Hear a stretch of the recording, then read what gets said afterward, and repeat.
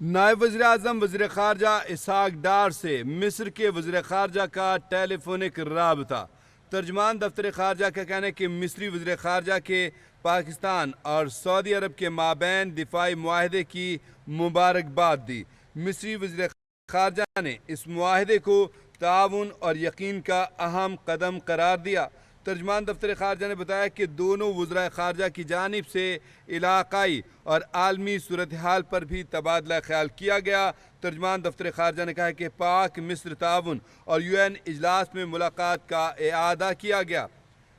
نائب وزیر اعظم وزیر خارجہ اسحاق ڈار سے مصر کے وزیر خارجہ نے ٹیلی فونک رابطہ کر کے پاکستان اور سعودی عرب کے درمیان ہونے والے دفاعی معاہدے کی مبارکباد دی۔ اس حوالے سے مزید اپڈیٹس دیتے ہیں اسلام آباد سے کیپٹل ٹی وی کے نمائندہ خصوصی برائے امور خارجہ انس ملک ہمارے ساتھ لائن پر موجود ہیں۔ جی انس ملک، اپڈیٹ کیجیے گا۔ جی شکریہ۔ بالکل، نائب وزیر اعظم وزیر خارجہ سینیٹر محمد اسحاق ڈار سے مصر کے وزیر خارجہ کا گزشتہ شب ٹیلی فونک رابطہ ہوا ہے۔ ترجمان دفتر خارجہ کے مطابق مصری وزیر خارجہ کے پاکستان اور سعودی عرب کے مابین دفاعی معاہدے کی انہوں نے ان کی جانب سے مبارکباد دی گئی ہے۔ مصری وزیر خارجہ نے اس معاہدے کو تعاون اور اس یقین کا اہم اس کو قدم قرار دیا ہے۔ دونوں وزراء خارجہ کی جانب سے علاقائی اور عالمی صورتحال پر بھی ٹیلی فونک گفتگو کے دوران تبادلہ خیال کیا گیا ہے۔ پاک مصر تعاون اور UN اجلاس میں ملاقات کا اعادہ بھی کیا گیا ہے۔ انس، میرے خیال میں آپ ذرا واضح کیجیے گا کہ جب سے یہ پاکستان اور سعودی عرب کے درمیان معاہدہ ہوا ہے، خاص طور پہ اسلامی ممالک، اس میں بڑا جوش و خروش پایا جا رہا ہے، بڑی خوشیاں، ایسے لگتا ہے جیسے سب کو ان کو ایسے لگے جیسے ان کے ساتھ معاہدہ ہوا ہے اصل میں۔ جی بالکل ایسے ہی ہے، آپ نے درست سمجھایا، اور اس کی بڑی وجہ یہ ہے کہ یہ ایک بائیلیٹرل سیکیورٹی پیکٹ ہے جس میں جو دو طرفہ سیکیورٹی معاہدہ ہے، جس کی جو لینگویج ہے، جس کے جو الفاظ ہیں، جو ورڈنگ ہے، بڑی کیئرفلی چوز کیے گئے ہیں، بڑے دیکھ سمجھ کے اس کو چوز کیا گیا ہے، اور اس کا فوکس یہی ہے کہ ایک پر حملہ دوسرے کے حملے کے مترادف ہوگا، جس کو جو ایک بڑا واضح پیغام ہے عالمی دنیا کے لیے یا ویسٹرن دنیا کے لیے یا وسطی دنیا کے لیے، خاص طور پہ انڈیا اور اسرائیل کے لیے۔ جی بالکل، خاص طور پہ بھارت اور اسرائیل کے لیے،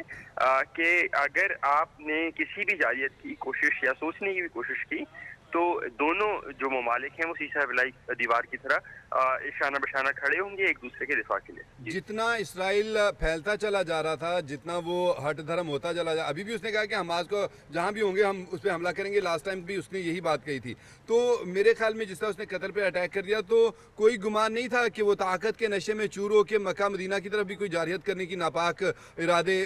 بنا لیتا ہے کچھ ایسا۔ اب کم از کم اس کے دماغ سے اگر کوئی خناس تھا تو وہ نکل گیا۔ جی بالکل ایسے ہی ہے، اور یہ جو بائیلیٹرل سیکیورٹی ارینجمنٹ ہے، یہ جو سیکیورٹی پیکٹ ہے، اسٹریٹجک میوچل ڈیفنس ایگریمنٹ جسے کہا گیا ہے، دو طرفہ معاہدہ ہے، اس میں سب سے بڑی بات یہی ہے کہ ایک ریٹریشن ہے کمٹمنٹ کی، اور یہ بات واضح طور پہ بتائی گئی ہے کہ پاکستان اور سعودی عرب ایک دوسرے کے دفاع میں ایک دوسرے کے ساتھ ریگارڈلیس کے جو بھی سرکمسٹانسز ہوں گے وہ کھڑے ہوں گے، اور اسی وجہ سے مسلم امہ کو، کیونکہ بطور واحد مسلم ملک جس کے پاس جوہری طاقت ہے، اس حوالے سے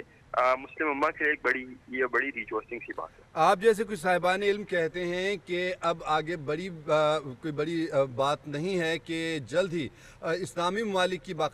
ایک باقاعدہ فوج میں، جیسے کہ ایک تو راحیل شریف پہلے سے اساف کے وہ سربراہ بنے ہوئے ہیں، لیکن ایک اور ایسی فوج بنے گی جو کہ ایکٹیو ہوگی باقاعدہ طور پہ، اور تمام ایسے معاملات میں ہوگی جس میں چنیدہ لوگوں کو خاص طور پہ عہدے بھی دیے جائیں گے۔ دیکھیں، او آئی سی کی سائیڈ لائنز کے اوپر، او آئی سی کا جو ابھی اجلاس ہوا ہے عرب اسلامک سمٹ، اس میں ایجپٹ کی جانب سے یہ پروپوزل دیا گیا تھا کہ نیٹو کی طرز کے اوپر ایک مسلم ممالک کی بھی افواج اور ان کا بلاک بھی ہونا چاہیے۔ اس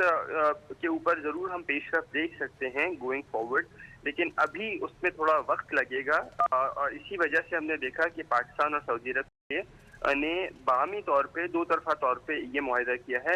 نہ کہ انتظار کیا ہو کہ بقیہ ممالک یا کوئی اور فورم کے ذریعے اس معاملے کو جو ہے مٹیریلائز کیا جا سکے۔ تمام ممالک کے اپنے اپنے انٹرسٹ ہوتے ہیں، اور پاکستان سعودی عرب کا انٹرسٹ اسی میں تھا کہ ایک دوسرے کے ساتھ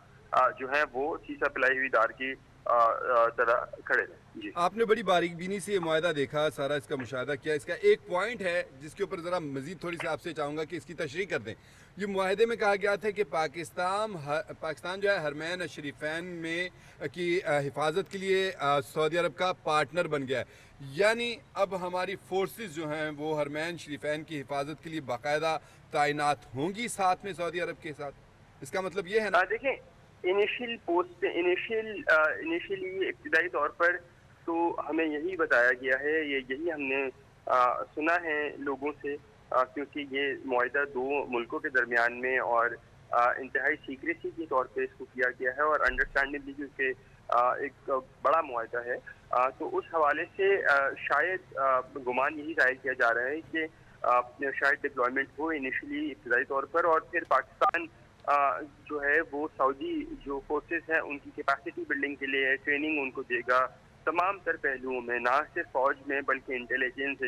के साथ, नेवी के साथ एयरफोर्स, और इवेंचुअली जो है वो लॉन्गर रन में ये जो फरीजा है वो सऊदी फोर्सेस को ही अंजाम देंगे। अच्छा, यहाँ से फिर फौरी बाद सऊदी अरब से गए, लंदन गए, वहाँ तो अपने भाई से मियाँ नवाज शरीफ साहब से मुलाकात की उन्होंने, उनको सूरत हाल से आगाह किया, हुकाम से मिलेंगे, और अब अगला जो इनका स्टॉप होगा अमेरिका का होगा, अमेरिका जाएंगे वज़ीर आज़म, वहाँ पे डोनाल्ड ट्रंप से भी मुलाकात होगी। तो ट्रंप की जानिब से इसके ऊपर किसी किस्म के कोई मामला आने की तवक्को तो नहीं है, क्योंकि इखलाकी तौर पे, सिफारती तौर पे कोई ऐसा हो नहीं सकता कि वो इस पे एतराज़ करें, कुछ ऐसा करें। हाँ, ये हो सकता है कि अमेरिका के साथ भी कुछ मुआहदात हो जाए पाकिस्तान के मज़ीद। देखें,